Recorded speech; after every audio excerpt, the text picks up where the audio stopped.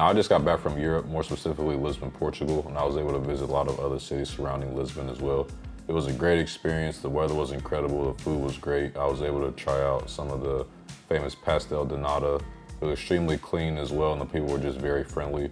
But most importantly, what stood out to me the most was the difference in fashion choices that the people, more so the men, chose, and how they styled different clothing items, just very different to me and was a little different than what I was used to. It seemed like dressing well there was just a way of life, like it came natural compared to here in the United States. A lot of men specifically just dressed for overall comfort. As soon as I got there, I could tell something was different. Everywhere I looked, men just weren't wearing clothes, they were making statements. Bold statements is that in a good way, and they were showing how well they could dress. Meanwhile, in the United States, we treat fashion like it's optional, like we don't really care, like we're just going for comfort. This trip made me just see a lot of things differently, and it helped me learn a lot of valuable lessons when it came to men's fashion. The thing is, in Europe, style is part of identity. It's not extra, it's more so expected. It says I care. In the United States, we're often dressed to not stand out, to not make a statement. But over there, looking put together is more of a default setting. So here's some valuable lessons that I learned that I'll be taking back with me from Europe. The first thing is that accessories matter. Now, this is something I kind of already understood, but it was just different to see how these people over there just put together accessories in a much more creative way. This is something that I noticed immediately. The way people accessorize over there was just absolutely crazy. They use rings, bracelets, necklaces, all types of things like that in order to enhance their overall outfits. I honestly felt right at home with just seeing how well the men accessorized here. It was amazing to see people take such pride in just even the little details. Another thing I noticed that was very different to me that caught me off guard was the use of crossbody bags over there. Everywhere you looked, every man had a crossbody bag on, and they styled them extremely well. They just really enhanced their outfits. They honestly made me want to step up my crossbody bag game, honestly, but you just saw how men specifically just put these crossbody bags together to perfection. They wore them with a bunch of different outfits and it really enhanced the overall outfit. You didn't really see any men having the big old bulky pockets. They used the crossbody bags to get rid of that problem. It was amazing to me to see how common these were out there. Now, next thing I learned in Europe was fit is everything. When it came to how clothes fit in Europe, you see more of a slimmer, more tailored look. You didn't really see too much of the oversized, baggier type of fits. I saw this rarely, but even when I did see it, it was done intentionally and with proper proportions. If anything, straight fit pants you would see as well. The only type of looser pants I really saw over there were trousers or linen pants, something like that. Now, keep in mind, I did go here in the warmer months, so that is gonna have an impact on what I'm choosing to say throughout this video. But you never really saw pants dragging on the floor here in Europe. Everything was tailored, everything was well made, well fitted, and the proportions just were flawless. Tailoring seems to be more of a lifestyle over there. It doesn't really seem to be an optional thing that they have to think about. You didn't really see shirts or jackets that were too big or anything like that either. In America, you'll see comfort coming before style, so you'll see a lot of baggier clothes, bigger clothes, oversized clothing, relaxed fit clothing. In Europe, it was quite the opposite. The next thing I learned in Europe was to take your footwear seriously. So in Europe, they seem to take their footwear a lot more seriously. They seem to be more willing to invest in high quality footwear. I saw a lot of high quality leather shoes, such as leather sneakers, boots, things like that. Even leather dress shoes as well. You wouldn't see any beat up shoes in Europe, any sloppy shoes, dirty shoes. I didn't really see any Jordans, Nike, Yeezys. It was like logos weren't really a thing there as well. But it taught me something about good quality shoes, that they're comfortable, they're stylish, and they're also just gonna turn heads, and they just show you care a lot more than beat up, sloppier shoes. Shoes can make or break your outfit, and European men seem to understand this very well. Now, the next thing that really stood out to me was how European men took advantage of neutral colors, such as beige, olive, navies, blacks, and whites, these type of colors.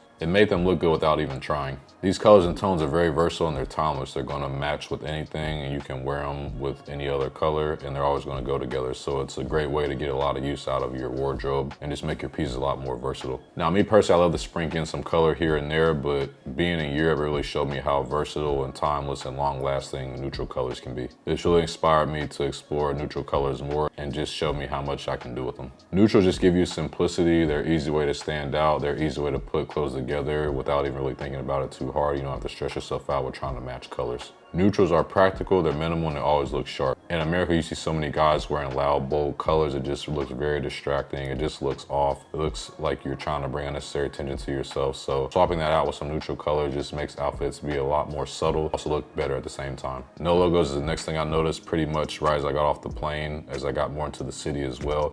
I did not see any logos in any clothing in Europe. It was a completely logo-free territory where I was. This was amazing to me because me personally, I don't really like logos anyway, but it was just amazing to see how they didn't really believe in that over there. Like I said, it's more about subtleness and allowing your ability to dress speak for itself. In America, we just thrive off of wearing something that has a Gucci logo on it or a Jordan logo on it, or you know, Prada, things like that. In Europe, it wasn't really like this. The people over there wore the clothes and didn't let the clothes wear them, which is common here in the United States. In the US, you see so many men wearing logos like it's a status symbol, as if it makes their outfit stand out more. And it may possibly, but it just brings a lot of attention to yourself unnecessarily. In Europe, I didn't really see this at all. It was more about being subtle and sophisticated and letting your clothes speak for themselves without logos. So instead of owning 10 loud shirts, I would notice men in Europe would wear shirts that were minimal t-shirts, minimal button-down shirts, polos, things like that. None of these things had logos on them whatsoever. Even their jackets, pants, shoes, none of these things had logos on them at all. It was very amazing to see. They seem to prioritize timeless clothing instead of trendier fads. Now, the next thing I saw was how well they utilized texture. Now, as I mentioned before, they kept things simple, but what really allowed their outfits to pop is how they utilized texture. It turns a basic outfit into something that looks extremely rich very fast, and it makes an outfit go from basic to stylish. Now, as I mentioned before, I did go at a warmer time of the year, so I saw a lot of seersucker, linen, knitwear, crochet shirts, different type of fabrics like this. Now, I have had friends told me that I made out there that they do utilize texture just as much in the winter time as well, just like they do in the warmer months, such as fabrics with corduroy, wool, and tweed. So as you can see, they use texture to their advantage. Doesn't really matter what time of the year. Even with other pieces like footwear and accessories, I saw a lot of suede shoes over there, a lot of woven belts.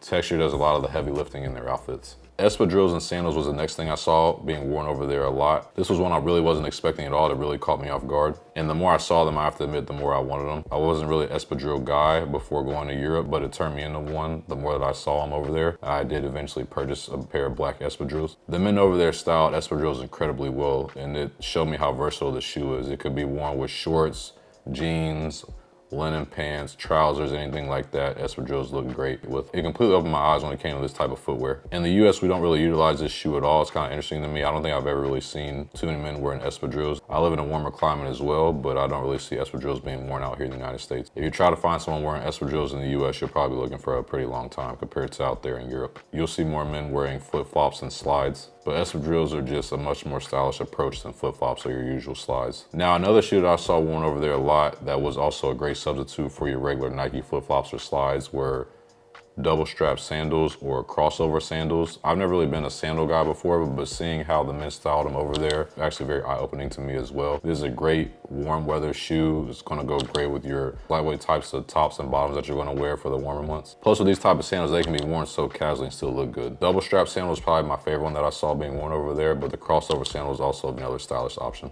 I saw these sandals styled a lot with linen pants and button-down shirts, more so lighter weight button-down shirts. This looks so clean and was a great option for the warmer months. These shoes are also very light and easy to pack, especially the espadrilles. They fold very easily. I know from experience because I had to pack when I was coming back home to the United States. I didn't get any sandals yet, but those are probably next on my list. But these shoes are gonna do a great job of keeping your style effortless, but also looking put together at the same time. Now, I wanna make extremely clear that when they wore these espadrilles and sandals, they wouldn't wear them with socks. Now, maybe the espadrilles, they could have got away with no-show socks. That could have been maybe a possibility, but especially espadrilles, please do not wear these with socks. If you get anything from this video, try to wear them with no socks at all. You can get away with that, or no-show socks, but they should not be visible. And let alone the sandals. I hope you know by now you shouldn't be wearing nice casual sandals with socks. But you knew that, right?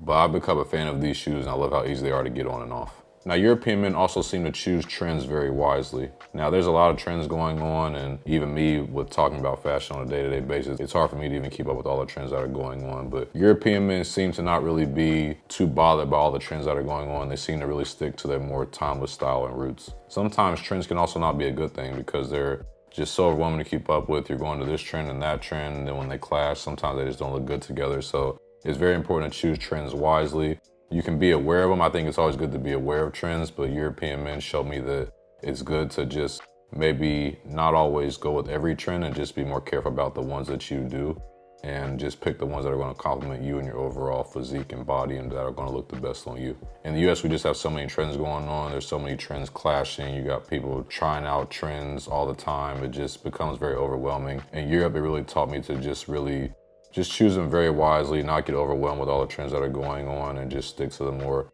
timeless pieces that are just gonna never go out of style. Moving on, next thing I learned is how important layering is. I noticed the layering was done extremely well in Europe, definitely much better than how Americans layer. They seem to use layering as a way to show off more of their ability to show off their texture, tone, and individuality. I saw button downs worn a lot here as base layers just by themselves, or I would see them worn as a base layer thrown under a lightweight sweater or under a jacket or under a blazer. I saw blazers with button downs worn a lot too. So I've been trying to start implementing myself, just throwing in button downs a little bit more. I just think it's a very easy way to just look more put together and stylish. The clean button down or Oxford shirt just gives off such a clean and refined look. Another layering combination I saw worn a lot out there was a cam collar shirt with a tank top, which is one of my favorite ways to layer of all time. But I saw a lot of blazers and suits being worn here as well. The presentation there was just much different than the United States. It was just like men cared a lot more out there and put a lot more effort into their overall style. So I was able to learn some very valuable lessons that I'll be taking moving forward in my men's fashion journey. It was crazy to see the differences in how Americans dress and how European men dress. It's just like Europeans just take more time with their style and just how they look overall. And it more so seems like American men have just completely given up on themselves when it comes to their style and just putting things together and just showing that extra effort. Let me know what you guys think in the comments. Hope you enjoyed the video. Also, if you like more great men's fashion content, make sure you check out my video here. See you guys next time. Thanks. Peace.